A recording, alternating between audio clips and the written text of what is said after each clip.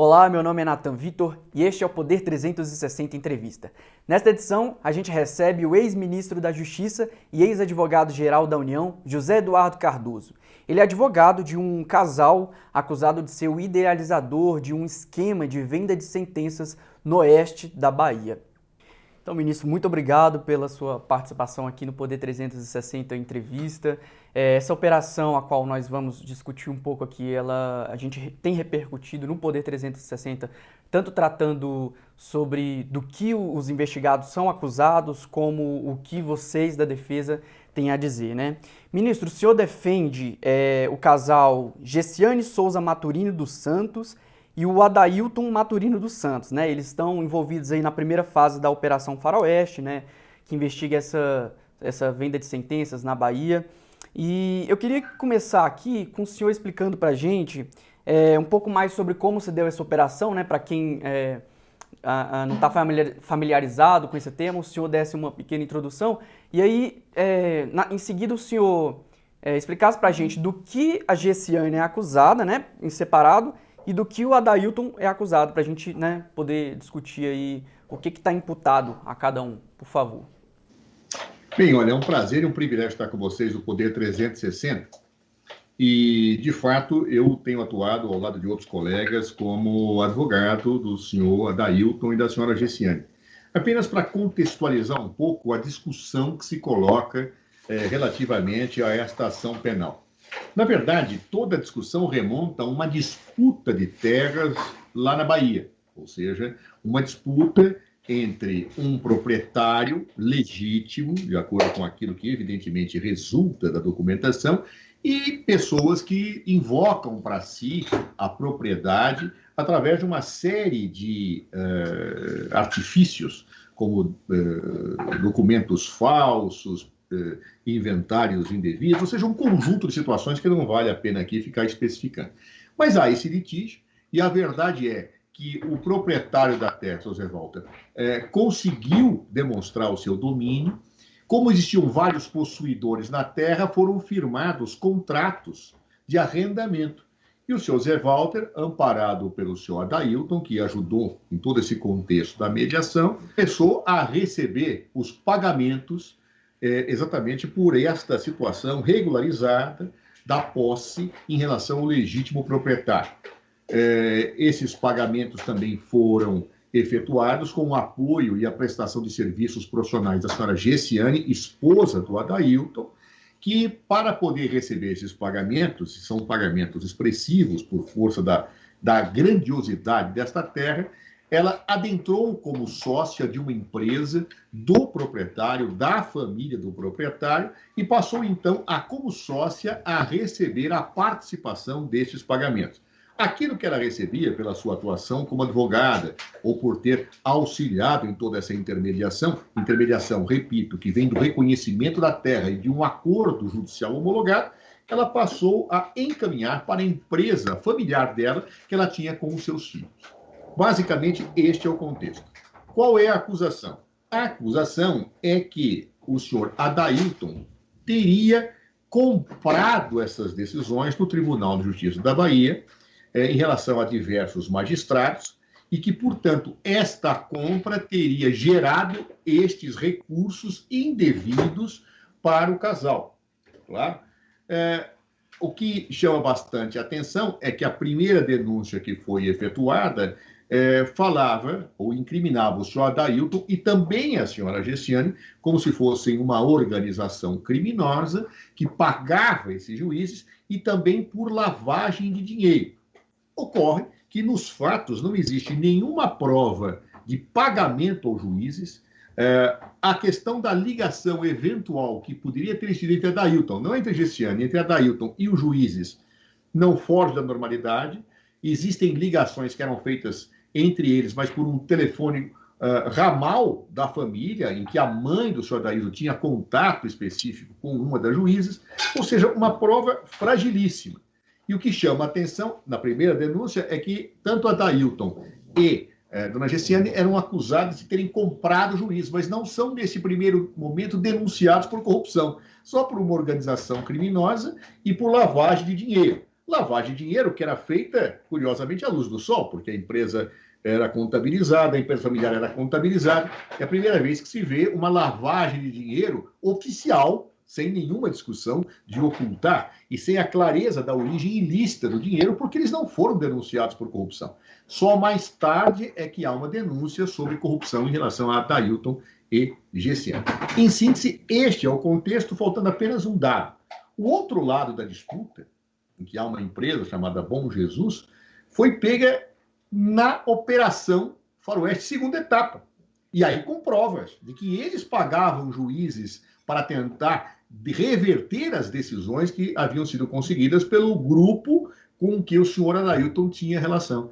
Então, aquilo que nós falamos desde o início, que na verdade tinha se armado para este lado, porque tinham conseguido vencer na justiça, porque tinham conseguido receber recursos, acabou sendo demonstrado pela prática, embora ainda exista muita confusão em relação à compreensão disso. Era o outro lado, segundo inclusive provado pela própria Operação Faroeste, que agia para desconstituir as decisões do senhor Adailton e da senhora Giciane, utilizando métodos, em tese, lá muito não republicanos.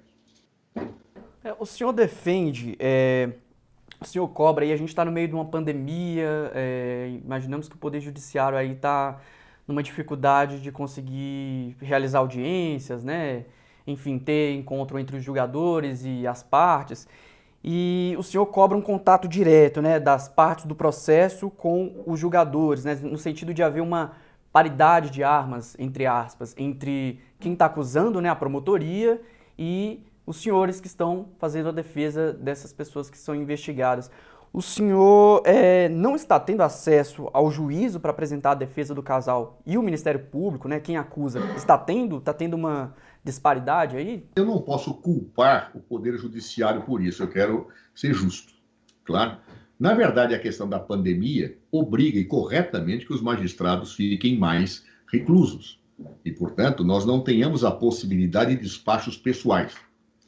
Muitos magistrados nos recebem pelo Skype, por outros aplicativos, pelo telefone, mas alguns magistrados não têm conseguido viabilizar isso.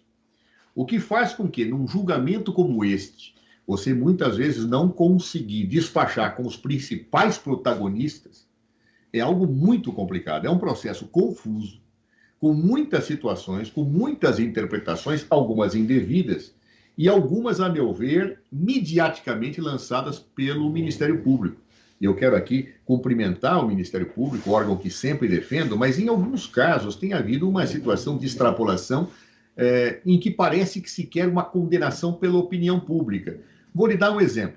O Ministério Público frisa muito que o senhor Adailton tinha vários CPFs para dizer que ele é um mau elemento. Isso não tem nada a ver com o processo em apuração. Mas vamos aos fatos. Existiam vários CPFs? Sim, existiam. Só que Adailton usava um. E por que existiam outros? Está nos autos com um erro da própria Receita Federal, como tem acontecido. Ora, utilizar isto midiaticamente é algo perverso, é para se conseguir uma condenação extra-autos, claro. Ou então, o senhor Adailton era um falso cônsul para vender, olha a ideia de que ele queria ser cônsul para conseguir imunidade penal pelos ilícitos que praticava. Primeiro que cônsul honorário não tem imunidade penal. É uma maluquice completa essa tese. Em segundo lugar, o senhor Adailton chegou a ser nomeado pelo governo da Guiné-Bissau para que seja cônsul, tendo em vista a relação que ele tinha com esse país. Só que não houve a concordância do governo brasileiro, o exequatur. Então, ele não se tornou, mas que houve a nomeação, houve. Que ele foi assessor do presidente da República da Guiné-Bissau para cuidar do negócio, sim. Então, quem que se fazia intitular falso cônsul para conseguir imunidade, uma imunidade que não poderia ser obtida por esta via? São esses elementos midiáticos, delicados, que fazem com que o MP, que, a meu ver, tem que ser a parte que acusa, mas com as provas dos autos. Nós chegamos ao ponto, inclusive, que a representante do Ministério Público, no julgamento, disse: não precisa nem produzir provas. Eu não sei por que se dá tanta palavra para a defesa. Isso é caso de condenação sumária. Ora, condenação sumária existe nos estados autoritários. Verdade de um lado só existe em estados autoritários. Nós temos o Estado de Direito. E o que tem acontecido é que o Ministério Público, claro, mantém relações fortes com o relator, claro, porque o relator é que conduz a investigação, a defesa não consegue falar diretamente com nenhum dos magistrados que vão julgar, então existe aquilo que nós chamamos de ausência de paridade de armas. É como se você tivesse numa guerra em que alguém vai com estilingue e o outro vai com canhão. Quer dizer, como é que você faz para provar a sua verdade? Isso é profundamente injusto. Eu não posso culpar o Poder Judiciário por isso, fomos todos nós pegos de surpresa, mas a verdade é que num caso como este, com essas características, pode haver a consolidação de uma situação de injustiça irreparável. Justiça se faz com dois pratos da balança em pé de igualdade. E neste momento, neste caso especial, pela sua complexidade, isso não está ocorrendo. O ministro do STJ, Og Fernandes, ele fez uma revisão das penas recentemente, né? Se eu não me engano, ele fez aquela revisão, só para explicar para quem acompanha o nosso canal no YouTube, para quem acompanha o Drive, o Poder 360, o pacote anticrime, o senhor me corrija se eu não estiver explicando bem, o pacote anticrime, ele estabelece que o magistrado, a cada 90 dias, tem que revisar a prisão preventiva, né? A prisão cautelar, perdão. E aí esse foi um dos argumentos, né, que o ministro Og Fernandes revisou agora a pena e ele manteve, né? Se ele se baseou nessa nova legislação e ele diz que está tudo correto, onde o senhor enxerga ilegalidade, assim, nessa manutenção das prisões? Onde é que está o excesso? Olha, deixa eu lhe dizer uma coisa. Em primeiro lugar, eu quero ressalvar aqui o ministro Og Fernandes.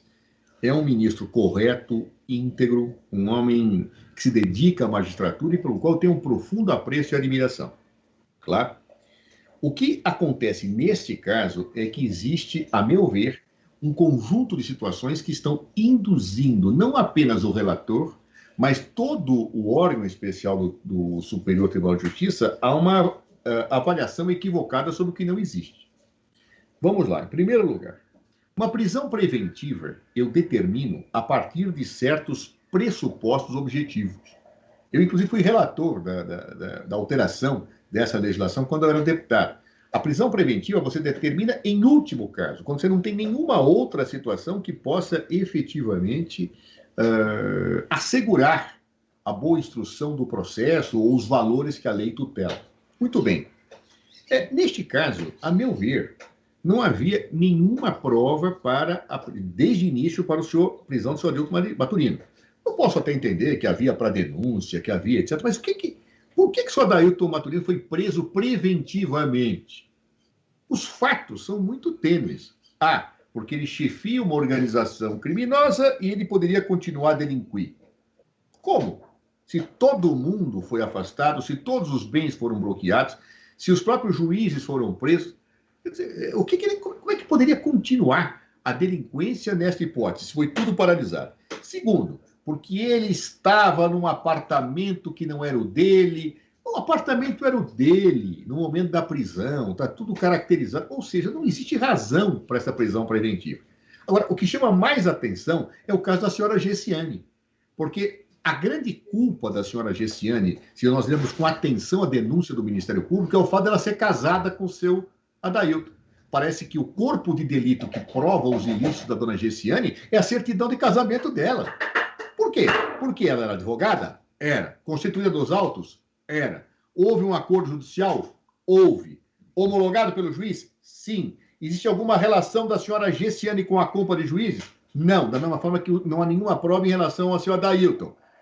Dona Gessiane fez lavagem de dinheiro como? Recebendo dinheiro de uma empresa que ela era sócia oficialmente, dinheiro contabilizado, e depois repassando para uma empresa dos seus filhos. Alguém lava dinheiro passando para a empresa com seus filhos de que ela é sócia? É inconcebível, com todas as vênias, esta situação. E ela é presa, já está presa há muitos meses por causa disso. Claro. E qual é a prova que se apreendeu contra a senhora Gessiane? Aí há de se espantar. O laudo da apreensão diz, não, foram apreendidos elásticos, aqueles elásticos, que você coloca no cabelo, que você faz coisas, na bolsa da Gessiane, muitos elásticos. Isso é a prova que possivelmente ela usava elásticos para enrolar dinheiro. Ora, francamente, entendeu? Esse tipo de coisa. A outra acusação contra a senhora Gessiane, cartões de crédito, ela tinha muitos cartões de crédito.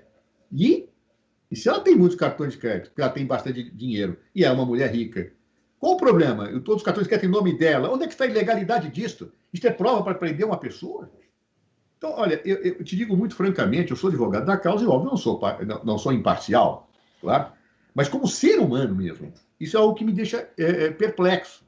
E toda a situação midiática que se colocou por trás disso está forçando com que eles fiquem atrás das grades. Tudo bem, prenderam os primeiros 30 dias? Ótimo. Mas por que depois? Por que permanecer tantos meses? Qual é a razão que eu tenho para ficar renovando esta preventiva? Se até o outro lado já foi pego, incriminado, e os juízes do outro lado também foram presos, qual é a lógica?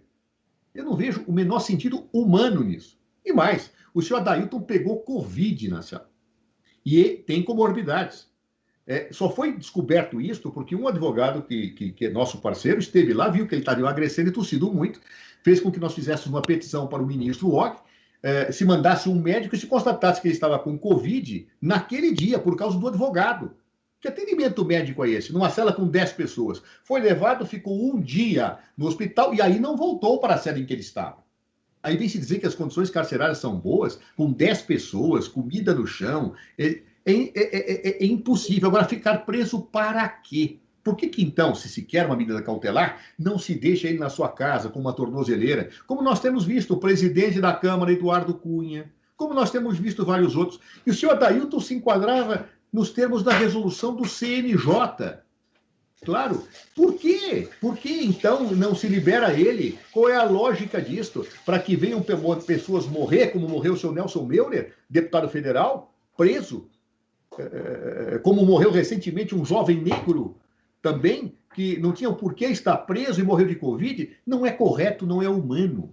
Então, eu não falo aqui só como advogado. Querem manter a medida cautelar? Eu acho que não há base para cautelar, mas querem, deixe na sua casa, como tantos outros estão tendo. Por que nesse caso se faz isso?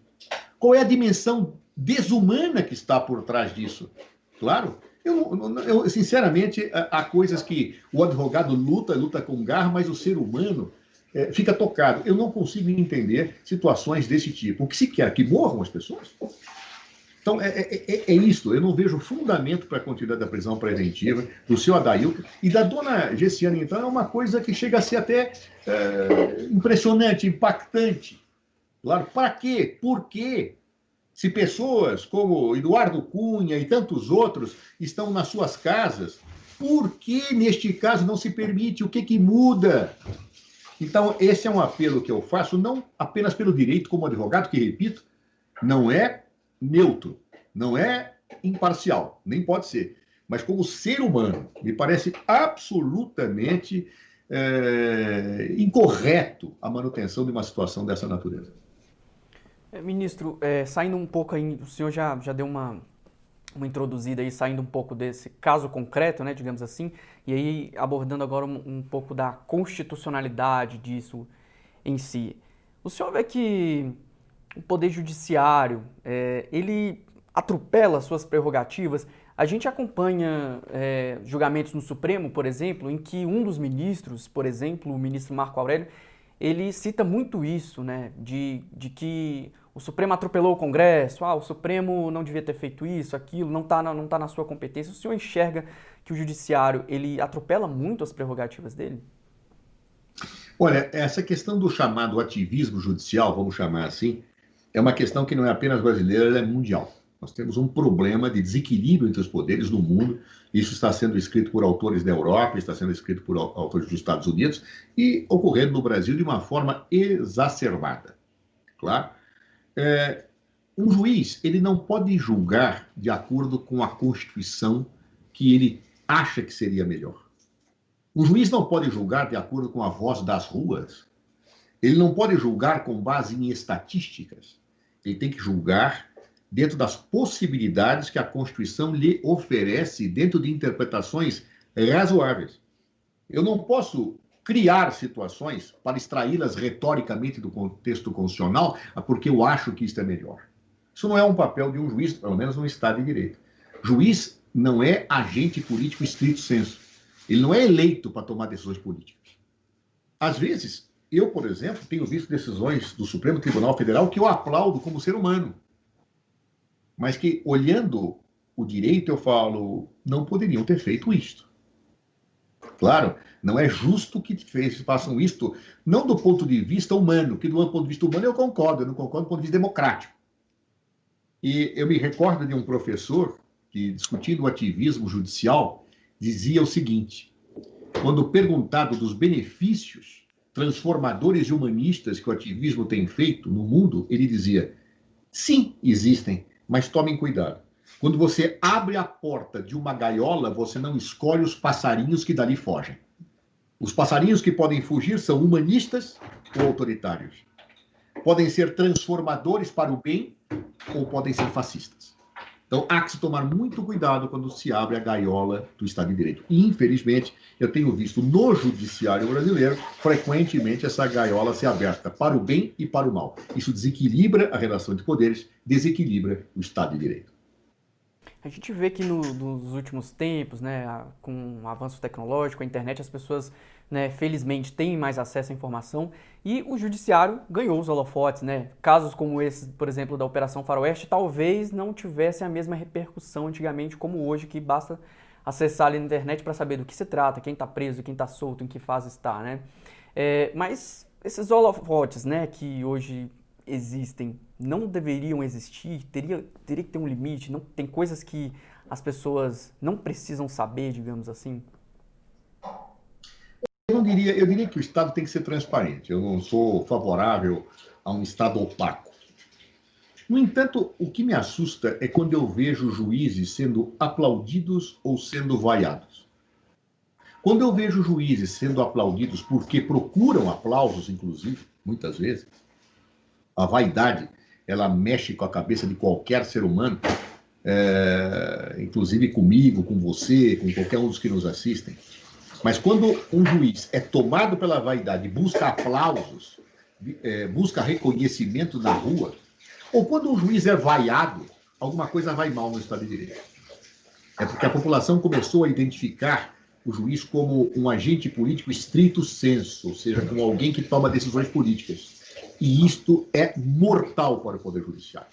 Quando juízes são identificados como aqueles que tomam decisões políticas num sistema como o nosso, claro, isto é absolutamente mortal, porque o juiz fica exposto como fica um deputado, como fica um senador, como fica um presidente da República, como fica um governador, como fica um prefeito.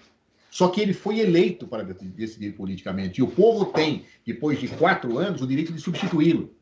O magistrado não. O magistrado, ele ocupa cargo vitalício, ele não foi eleito.